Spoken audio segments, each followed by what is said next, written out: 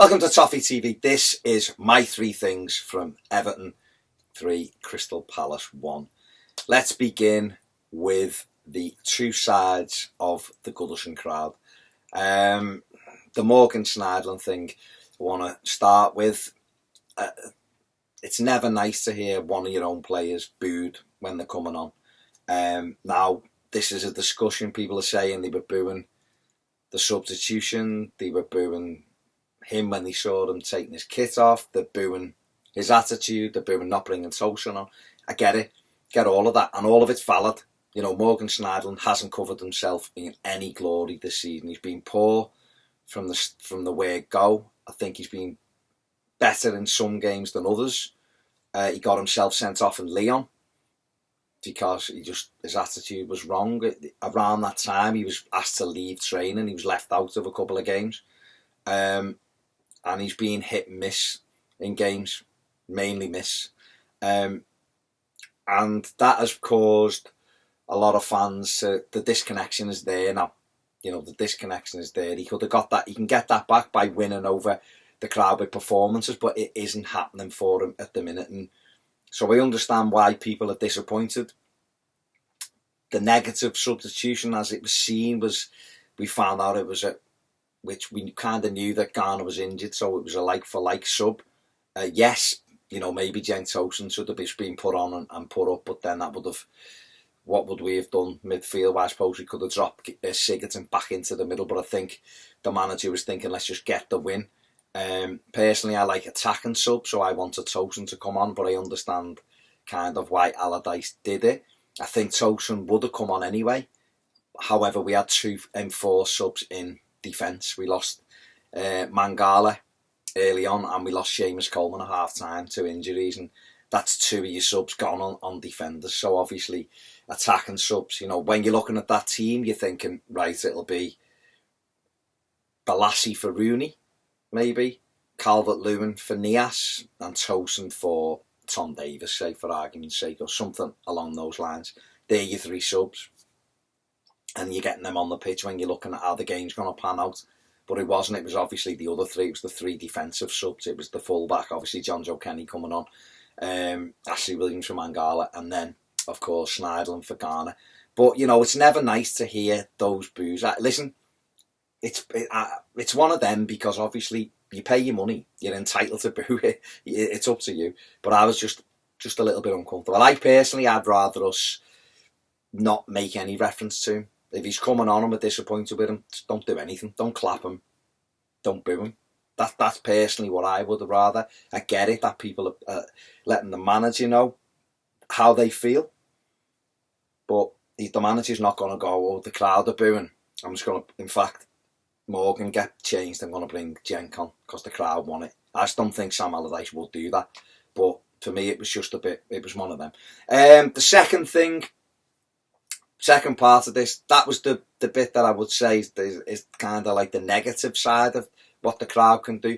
The positive side was obviously the minute applause for Anthony Condren, who sadly lost his life last week when he just went on a night out with his girlfriend and some friends and was murdered in town. And obviously there was a suggestion of a minute applause in the 29th minute, and the crowd were absolutely magnificent for that. I thought the Crystal Palace fans as well, the club putting the picture on, the banner in the Gladys Street, and, you know, the upper Gladys Street, that said, picture of Anthony with, we're here for a good time, not a long time. And according to people who knew him and he lived his life like that. He lived his life with joy and with being excited and enjoying things. And I think he would have enjoyed us winning the game today, obviously being a massive Evertonian. And I just thought it's a little thing that you could do, you know, that we did today as a fan base, to just give a little bit of comfort to his family.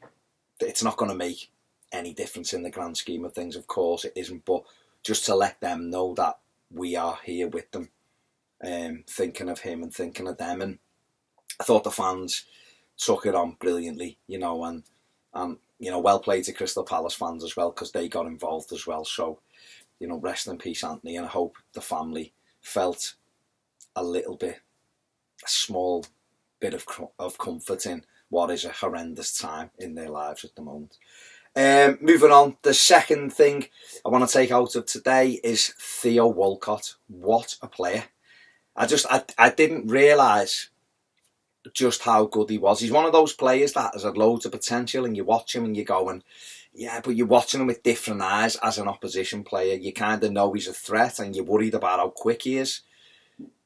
But when he's playing for you and you're analysing things that he does, you're watching his work rate, you're watching how quick he goes over the ground, you're watching how quick his feet are. You just have this appreciation of him that you didn't see before. The hard work bit that's the thing that's made me kind of stunned by him. Because again, opposition players, there'll be ones that stand out and you watch them and you go, he's a hell of a player. But to see the amount of work that he puts in is incredible, you know, and he's going to be a massive favourite with Everton. They've already took him to the heart anyway, but just absolutely brilliant to see him glide across the pitch with the ball at pace. He gets you on the edge of your seat, you know, and I think once we know how he plays more and more, God, this, you know, it could be a fantastic piece of business by Everton. £20 million, and we haven't got many players that can leave people in the wake. We haven't got many players that get you on the edge of your seat when they pick the ball up. He's the one. He's the one that makes me think something's going to happen when he's got the ball. Wayne Rooney is for different reasons. It's for a pass, or it's for a clever little inside ball, a long ball, or shots outside the box, maybe Sigurdsson similar. But Walcott is the one who picks it up and he goes at pace. And you just think something can happen if we could get another one in. Lookman, maybe. Another one in who does the same. Then we could cut teams open at will. But I just want to say, I feel like I've underestimated them as a player. I don't want to go overboard with him because it's very early. But the games I've seen so far, it's his fourth game now. The games I've seen so far, he's really made me, you know, be a little bit surprised by just how complete his game is in terms of his work rate and his ability to leave people in the wake, and his clever runs as well, and the clever fouls and all of that. I just think he's been fantastic so far, and long may it continue. And hopefully, as we can grow with him and know that, learn his game a bit more and then get him in, because he's a real threat in those wide areas for us. So yeah, Theo Walcott the second. And finally, I can't let this go without Oumar Niasse being brought up.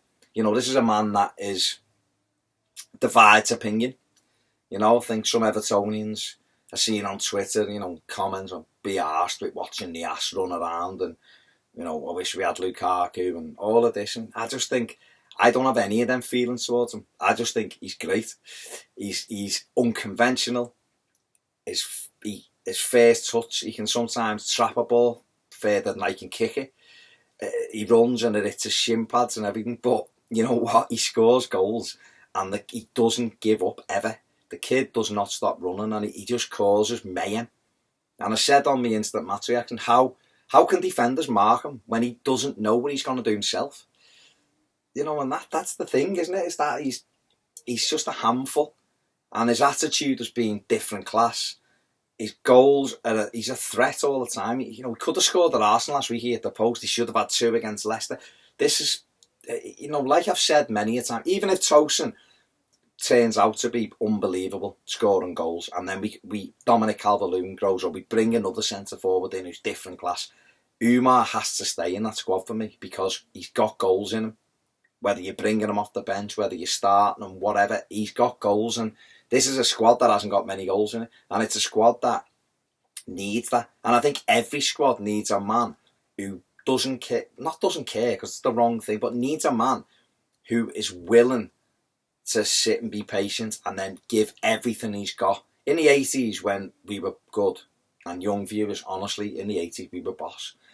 We had players like Kevin Richardson and Alan Harper, and then we went through and we had Adrian Heath and then Wayne Clark and Wilkinson, and these kind of players who weren't always in the team. Adrian Heath was amazing, but he was forced out at times because of Gary Lineker and Graham Sharp and things like that. But we had other players who were good players, but they didn't always play. But you know what? You relied on them, and when they came in, they'd come in and do a job. Kevin Richardson was brilliant. He went and won a league title with Arsenal. You know, playing in every game in their midfield. But he couldn't get in our team on a regular basis. He was brilliant. But he'd come in and he'd play great for 6 games, do the job, and then some Sheedy would come back and he'd be back in or whatever. Alan Harper used to do the job to a lesser extent. Paul Wilkinson would come off the bench and get goals. Wayne Clark was in and out. Players who you wouldn't necessarily go, I'm hanging my hat on him. But these are the players that help you and help your squad to grow. And, you know, yes, get better players by all means, but the likes of Umani Ash, please, please, please stop writing them off as this, like, you know, he's garbage, this lad, and he can't do this and he can't do that. He scores goals. You know, we had a centre forward who a lot of people loved, who didn't do anything else other than score goals. You know, nothing else with a rubbish attitude. So cut Umar some slack is what I'm saying. I think he's great. Yeah, technically, of course, there's better. Of course there is. But you can't take away his goal scoring record or his hard work and ability. He made the first goal by just being an absolute nuisance. He scored the second. His header forced Hennessy to have to make the save, which Sigurdsson pulled it back for Davis to score. Involved in our 3 goals today. End of story. They're my 3 things, my 3 talking points from today. Thanks for watching. Don't forget to check out the instant match reactions from myself and Ped, player ratings. Subscribe if you haven't already. And if you want more videos, join us on Patreon. Make sure you have a fantastic weekend. See you soon on Toffee TV.